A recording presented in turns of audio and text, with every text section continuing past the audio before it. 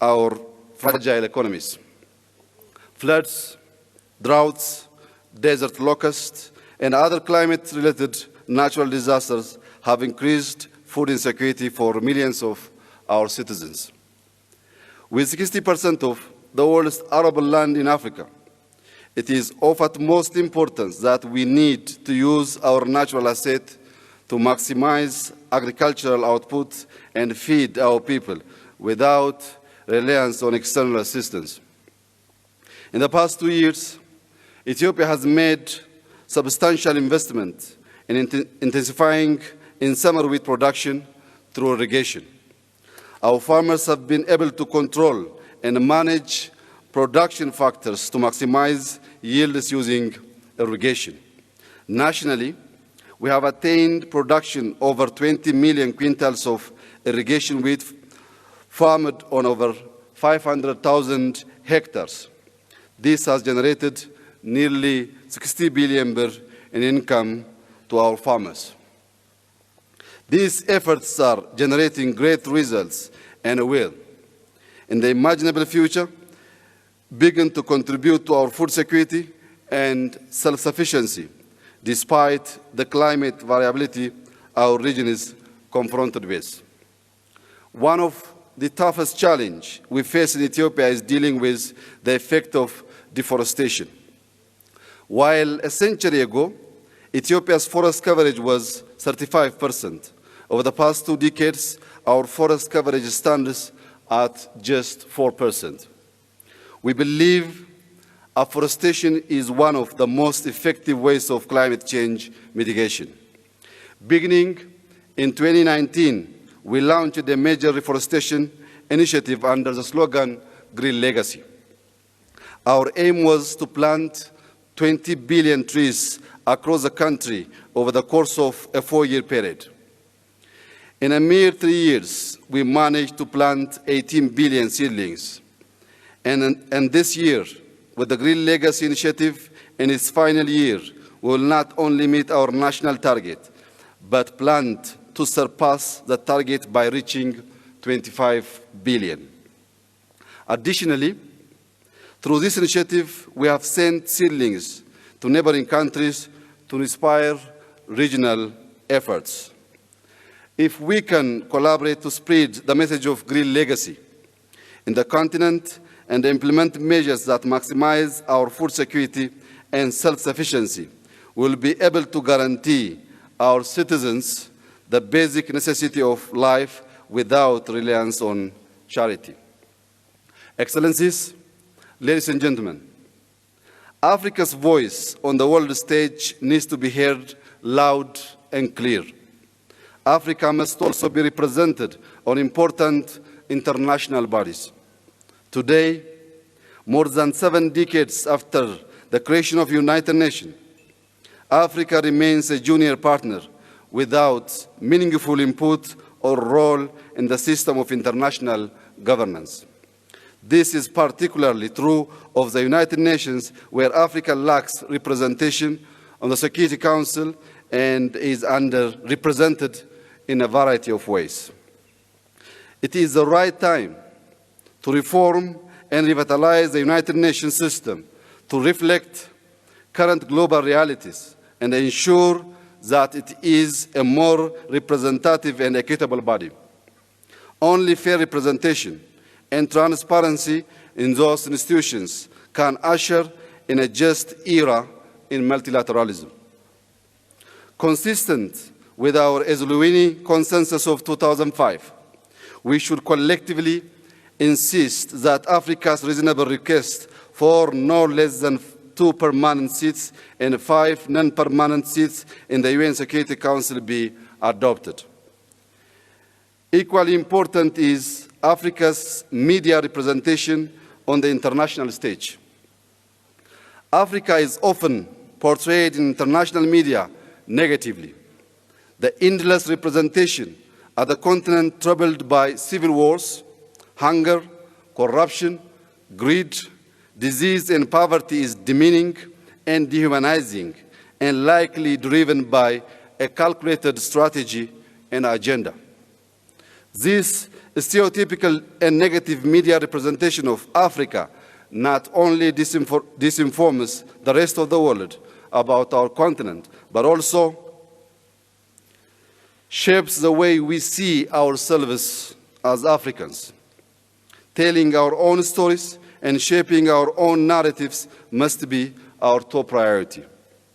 In this regard, I would like to propose to this august body the establishment of an African Union Continental Media House.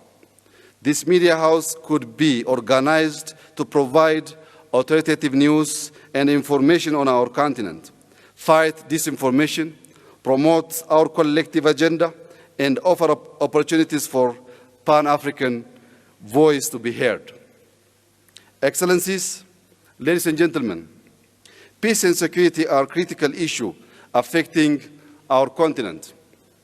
Despite the African Union's intensive engagement in addressing peace and security challenges of the continent, guided by the maxim African solution to African problems, new and complex problems that undermine our unity and sovereignty continue to emerge.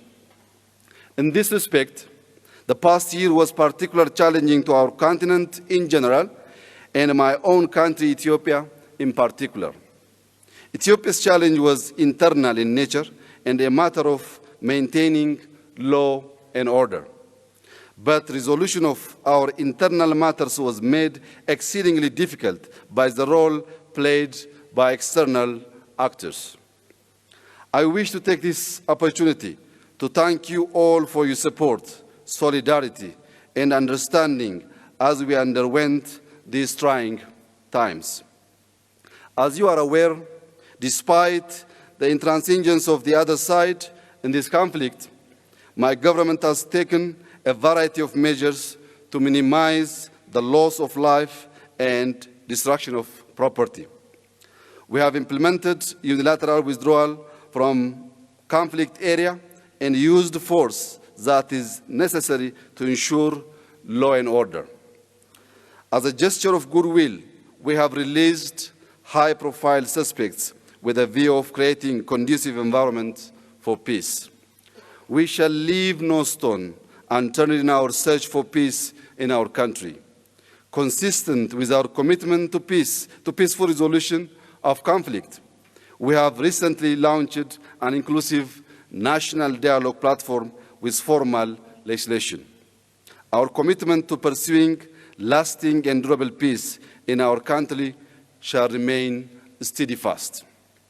Excellencies, ladies and gentlemen, the greatest lesson that Ethiopia has learned over the past year is that without the solidarity of our African brothers and sisters, our existence as a nation would have been at great risk.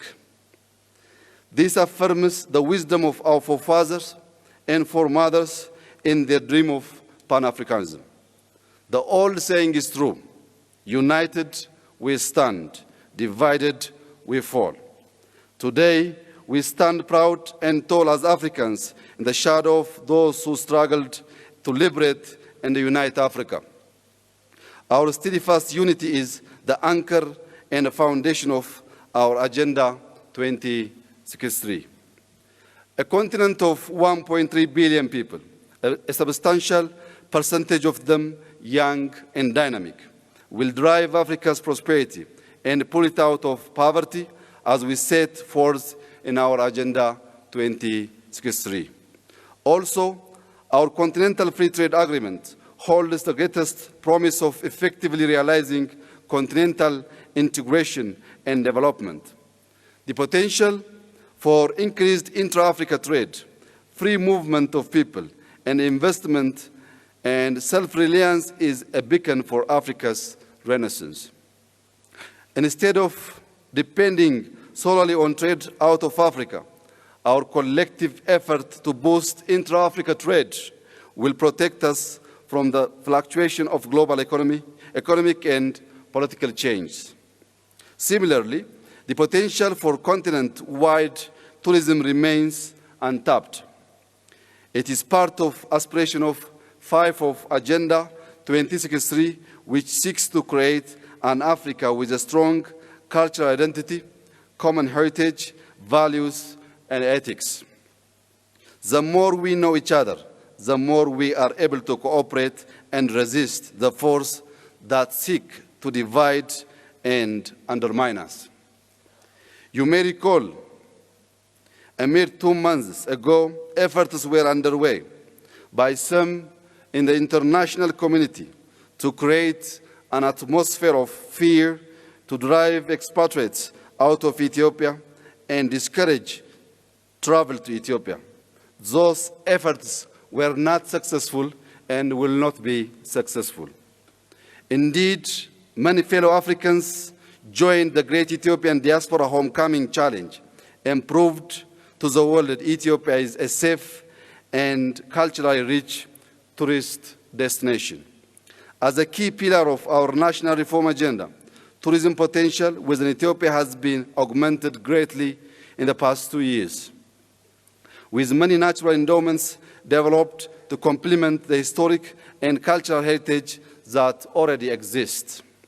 Ethiopia remains open and welcomes all of our fellow African brothers and sisters. Finally, let me once again convey the warm welcome of the Ethiopian people and reiterate Ethiopia's commitment to do everything in our power to continue to create an enabling environment for the African Union in our collective efforts to deliver the Africa we want through robust implementation of Agenda 2063. God bless Ethiopia.